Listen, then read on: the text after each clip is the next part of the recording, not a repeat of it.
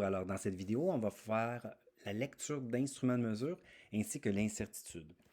Donc ici, on a un cylindre gradué. Alors, on va trouver d'abord la valeur d'une division. Alors ici, j'ai 1, 2, 3, 4, 5. 5 divisions pour arriver à 1. Donc 1 divisé par 5, 0.2.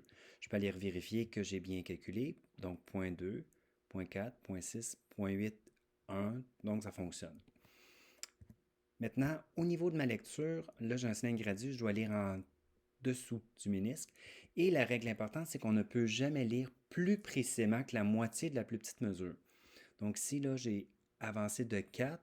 Donc ici, ce serait 0.8. En fait, je serais déjà à 2.8 parce que j'ai 1, 2, je suis à 2.8 ici.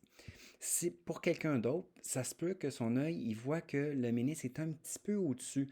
Alors, il aurait pu probablement lire 0,9 et ça aurait été acceptable comme lecture.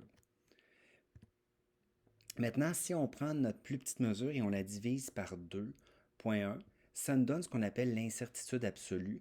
C'est la moitié de la plus petite division. Alors, on écrira notre lecture comme étant 2,8 plus ou moins 0,1 ml. Ce que ça veut dire en réalité, c'est qu'on a un intervalle où on est sûr à 100% que notre lecture est bonne. Donc, toute lecture qui serait située entre 2.7 et 2.9 serait acceptable. Allons-y avec un autre exemple. Ici, j'ai un cylindre gradué. Ma plus petite division, c'est 1, ici. Donc, ma précision maximum, c'est la moitié de 1, c'est 0.5. Alors, exemple ici, je monte de 2.5. Alors, je peux aller lire ici à la moitié, donc aller lire le 0,5 finalement.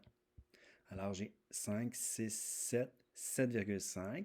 Et le plus ou moins, c'est la moitié de ma plus petite division. Donc ici, on va changer, c'est 0,5.